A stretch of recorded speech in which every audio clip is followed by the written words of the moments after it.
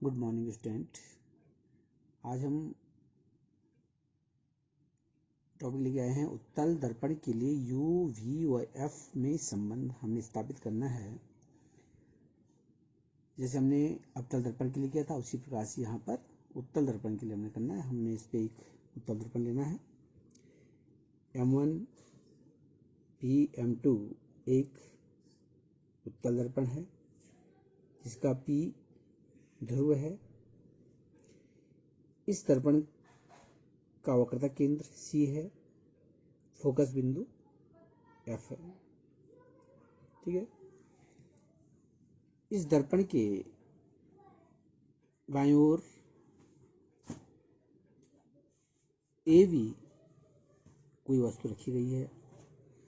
इस वस्तु के A बिंदु से कोई किरण AM दर्पण के बिंदु M पर आपतित होती है, जहां से यह किरण परावर्तित होकर के MP दिशा में चली जाती है। इस किरण को पीछे की ओर बढ़ाने पर यह फोकस बिंदु F से आती हुई प्रतीत होती है। जैसे आ रही है, ये किरण यहाँ से आ रही है, इस तरह से प्रतीत होती है। ठीक है ना। दूसरी किरण जो A से चलती है वो वक्रता केंद्र पर आपतित होती है, क्योंकि यहाँ पर जो ये बिंदु है दर्पण का, ये यहाँ पर O बिंदु पर लंबवत गिरती है और उसी दिशा में फिर वापस लौट आती है। इस किरण को पीछे की ओर बढ़ाने पर ये वक्रता केंद्र पर मिलती है, जहां पर ये दोनों किरणें आपस में काटती हैं। जब हम AM को पीछे की तरफ बढ़ाते हैं, O को उसी की तरफ बढ़ाते हैं, तो जहां पर दोनों किरणें आपस में काटती हैं वहां पर वस्तु AB का प्रतिबिंब A' B' प्राप्त होता है। ठीक है। तो हम इसको लिखेंगे। माना M1 M2 एक उत्तल दर्पण है जिसका ध्रुव P, वक्रता केंद्र C तथा F फोकस बिंदु है। दर्पण के सम्मुख कोई वस्तु AB रखी गई है। वस्तु AB के A बिंदु से चलने वाली प्रकाश किरण दर्पण के बिंदु M पर आपतित होती है। यहाँ से यह परावर्तित होकर MP दिशा में चली जाती है। इस MP किरण को पीछे की ओर बढ़ाने पर यह फोकस बिंदु F से आती प्रतीत होती है। बिंदु A से चलने वाली दूसरी किरण AO वक्रता केंद्र से जाती है और उसी मार्ग से वापस लौट आती है। जहां पर ये दोनों किरणें पीछे बढ़ाने पर मिलती हैं, वहां पर वस्तु का आभासी सीधा तथा वस्तु से छोटा प्रतिबिंब दर्पण के पीछे की ओर बनता है। ठीक है। अब हमने इसकी दूरियां लिख देंगे। तो ये दूरियां बिल्कुल जो है सेम उसी प्रकार से लिखनी जैसे हमने अवतल दर्पण पे लिखी थी, उसी प्रकार से यहाँ पे लिखेंगे। माना दर्पण के ध्रुव से वस्तु AB की दूरी, वस्तु की दूरी U से दिखाते हैं तो U लिख लेंगे। दर्पण के ध्रुव से प्रतिबिंब की दूरी को V से दिखाते हैं, V लिखेंगे। दर्पण के ध्रुव P से वक्रता केंद्र की जो दूरी होती है उसे R से दिखाते हैं, यहाँ पे R से दिखाएंगे। और दर्पण के ध्रुव से फोकस बिंदु की दूरी, उसको फोकस जो बिंदु होती है उसकी दूरी होती है F से दिखाएंगे। और जैसे हमने आपको बताया था कि चिन्ह परिपाटी का हमने अवश्य ध्यान रखना है। जब हम इसको फॉर अगले उसमें मान रखेंगे तो उसमें चिन्ह का आपने विशेष ध्यान देना है। तो चिन्ह मैंने आपको कल बताया था पिछले टॉपिक में कि जिस ओर से प्रकाश गिरता है यहाँ से प्रकाश त्रिभुज गिर रहा है, इसकी ओर प्रकाश के गिरने के विपरीत दिशा में यानी कि बाएं ओर की जो वस्तुएं होती हैं, जो दूरियां होती हैं, वो जो है निगेटिव ले जाती हैं और दूरियां हमेशा ध्रुव से नापी जाएंगी। तो ध्रुव से बाएं तरफ जो है ऋणात्मक लेंगे और ध्रुव से दाएं तरफ जो दूरियां होंगी उसको हम धनात्मक लेते हैं। ठीक, मुख्य अक्ष से ऊपर की तरफ धनात्मक लेते हैं और मुख्य अक्ष से अगर नीचे की तरफ है तो उसे हम कैसे लेंगे, ऋणात्मक लेते हैं। तो इन चीजों का आपने ध्यान रखना है। किरण आरेख से जो हमारे पास किरण आरेख बन रखा है, इस किरण आरेख से हमने यहाँ पे सॉल्व करना है। तो यहाँ ध्यान दीजिए आप, ए बी और सी, यहाँ पर ए बी वस्तु रखी गई है और यहाँ से चलने वाली किरण सी पर मिल रही है। तो इस प्रकार से यहाँ पर एक समकोण त्रिभुज बन रहा है। हम यहाँ पे इसको रफली बना देते हैं।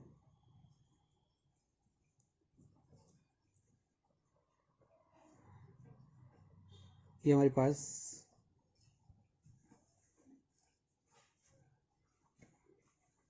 ए बी सपोज वस्तु है, इसको चित्र को हम बना रहे हैं, ठीक है ना, वाला चित्र। और इस प्रकार से चित्र बन रखा है हमारे पास।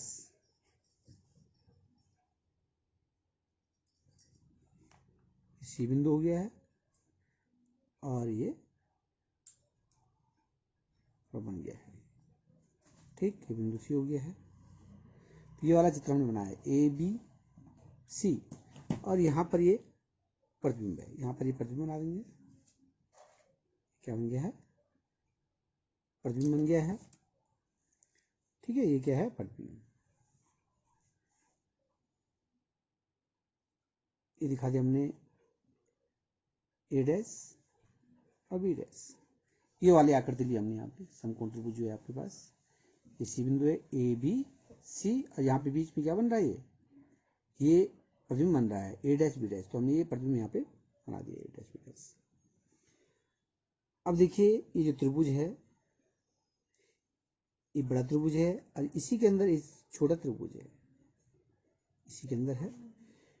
ये 9 टेंस का है, ये भी 9 टेंस का है। तो दो त्रिभुज है, इन दोनों त्रिभुजों की हमने क्या करनी है, तुलना करनी है यहाँ पर। ठीक है, तो दोनों त्रिभुज कैसे हैं, ये समकोणी त्रिभुज हैं। त्रिभुज ए बी सी और त्रिभुज ए डैश बी डैश सी, ये समकोणी के, सबका कोण जो है बराबर है। देखिए, कोण जो है समकोणी के 9 टेंस है, 9 टेंस है। एक बिंदु पे कोण बराबर है दोनों का, ये वाला कोण भी क्या हो, बराबर है। तो ये समकोणी के, कैसे हैं ये, समकोणी। तो जैसे हमने अपतल दर्पण में किया था, सेम उसी प्रकार से ए बी बटा ए डैश बी डैश बराबर बी सी बटा बी डैश सी। पहले बड़े वाले करेंगे हम, फिर उसकी तुलना जो छोटी वाले से करनी है अपन ने। तो ए बी बटा ए डैश बी डैश, तो इसको हम लिख लेंगे इस प्रकार से, ए बी बटा ए डैश बी डैश। फिर क्या आएगा, यहाँ से सी तक की दूरी यानी कि बी सी, और जहाँ प्रतिबिंब है वहां से सी की दूरी बी डैश सी हो जाएगा। तो इस प्रकार लिख लेंगे इसको, बी सी बटा बी डैश सी। ये समीकरण नंबर आपके पास 1 हो जाएगी। ठीक है, इसी प्रकार से हमने अब यहाँ पे देखना है, ये हमने जहाँ पे एम बिंदु है, एम बिंदु से मुख्य अक्ष पर लंब डाल देते हैं एम एन। तो इस प्रकार से देखिए, यहाँ पे भी एक त्रिभुज बन रहा है। इस त्रिभुज को हम बनाते हैं रफली यहाँ पर इस तरह से। ये हमारे पास एम बिंदु है और ये नीचे वाला जो है एन बिंदु है, और इस प्रकार से हमारे पास यहाँ पर क्या बन रहा है, त्रिभुज बन रहा है। और ये बिंदु यहाँ पर क्या है, एफ है, ये बिंदु। ठीक है, एम एन एफ के बीच में ये प्रतिबिंब भी बन रहा है। तो यहाँ पे प्रतिबिंब को दिखा देंगे, ए डैश बी डैश, ये यहाँ पे बीच में छोटा त्रिभुज बन रहा है। ध्यान से देखिए, तो ए डैश बी प्रतिबिंब बन रहा है यहाँ पे, एफ बिंदु यहाँ पे है, यहाँ पे त्रिभुज बन रहा है जो कि बड़े वाले त्रिभुज के अंदर है। तो ये दोनों त्रिभुज इसी प्रकार से है, तो ये भी आपके पास समकोणिक है। तो यहाँ पे भी हम वही नियम लगा देंगे, एम एन बटे ए डैश बी डैश। ठीक है, तो इस प्रकार से हमारे पास ये संबंध आ जाएगा, ट्रेंगल एम एन एफ और triangle A dash B dash F से एम एन बटे ए डैश बी डैश क्या आएगा, एम एन बटे ए डैश बी डैश, और यहाँ से यहाँ तक की दूरी यानी कि एन एफ बटे बी डैश एफ। तो इस प्रकार से एन एफ बटे बी डैश एफ। ठीक, क्योंकि ए से चलने वाली जो प्रकाश किरण है एम मुख्य अक्ष बीपी के समांतर है, अतः ए बी बराबर एम एन रखने पर, यहाँ पे देखिए ये ए बिंदु से चलने वाली किरण है ए एम, जो कि इसके समांतर है, जो मुख्य अक्ष है इसके समांतर है ये। तो जो समांतर है तो ए बी जो यहाँ पर वस्तु की लंबाई है वो एम एन के बराबर होगी। तो यहाँ पर हम क्या कर सकते हैं, एम एन की जगह पे ए बी लिख सकते हैं। तो हम यहाँ पर एम एन की जगह क्या लिख देंगे, ए बी लिख देंगे। ए बी बराबर एम एन रखने पर ए बी बटा ए डैश बी डैश बराबर एन एफ बटा बी डैश एफ। इसको समीकरण नंबर 2 लिख लेंगे। ठीक, अब देखिए यदि दर्पण का द्वारक बहुत छोटा है, जैसे हमने कल बताया था पिछले टॉपिक में, यदि दर्पण का द्वारक बहुत छोटा है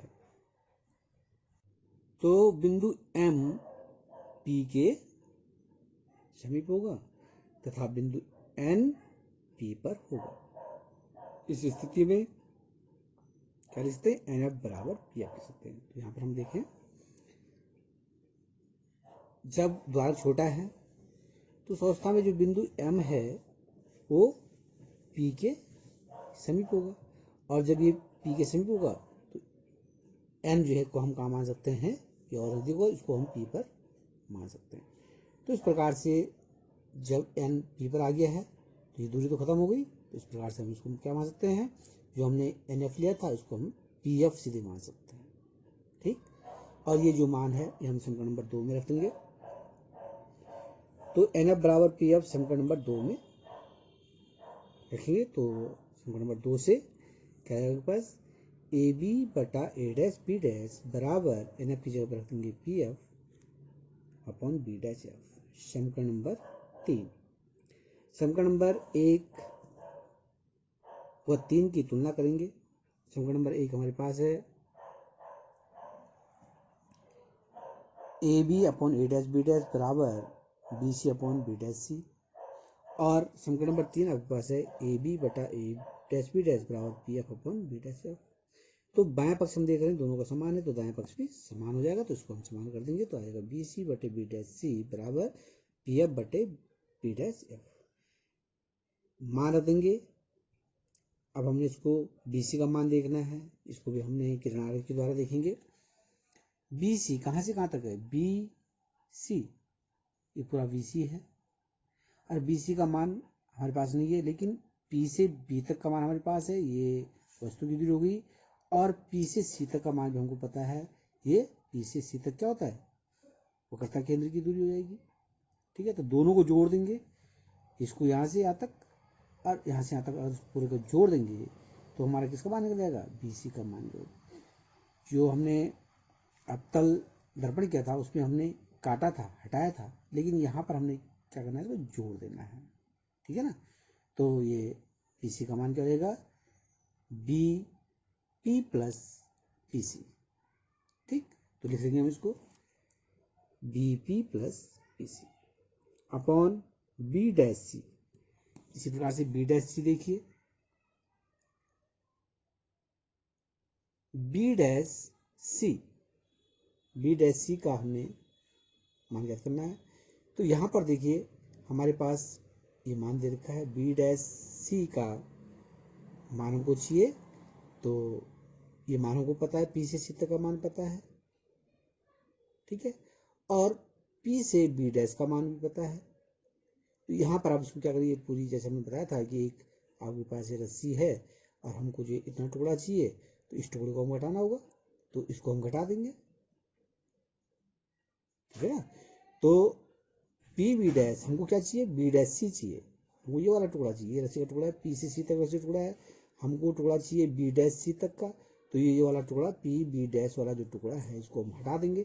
हटाने का मतलब होता है घटा देंगे, तो ये घट जाएगा यहाँ पर, तो ये निकल जाएगा आपके पास। तो इसको लिख देंगे हम P C minus P B dash, B dash C बराबर कितना हो जाएगा, P C minus P dash बराबर पी एफ, इसको ऐसे रहने दीजिए, और बी डैश एफ का मान हम फिर यहाँ से निकालेंगे, बी डैश एफ ये वाला मान हमें निकालना है। तो पी से एफ तक का मान हमको पता है, पी से बी डैश का मान हमको पता है, तो हमको ये वाला जो है बी डैश एफ का मान याद करना है, तो ये वाला जो टुकड़ा हमको हटाना होगा, तो पी एफ में से पी वी डैश वाला टुकड़ा हटा देंगे, तो हमारे पास बी डैश एफ वाला बच जाएगा, ठीक है ना। तो इसको हम लिख देंगे P F minus P V dash. ये सारा हमारा किसी होना है, किरण आरेख के द्वारा होना है, ये आपने यहाँ पे ध्यान से समझना है इसको।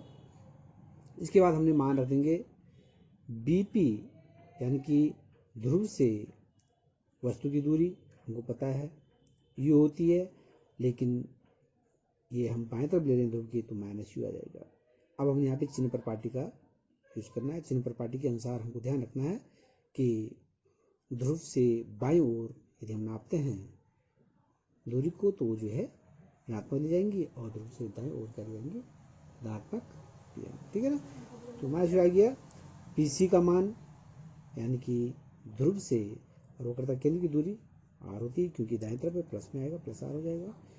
पीसी का मान प्लस आर में है, और पी वी डैश का मान क्या आएगा, ध्रुव से प्रतिबिंब की दूरी भी आर माइनस भी बराबर एफ का मान एफ, पी एफ बराबर F minus P V dash का मान वी, ठीक है। अब हमने इसका क्रॉस मल्टीप्लिकेशन कर देना, इसको इसके साथ मल्टीप्लाई कर देंगे, इसको इसके साथ मल्टीप्लाई कर देंगे, तो लिख लीजिए minus u plus r into f minus b बराबर f into r minus b. अंदर मल्टीप्लाई कर दीजिए, प्लस माइनस का माइनस यू एफ हो जाएगा,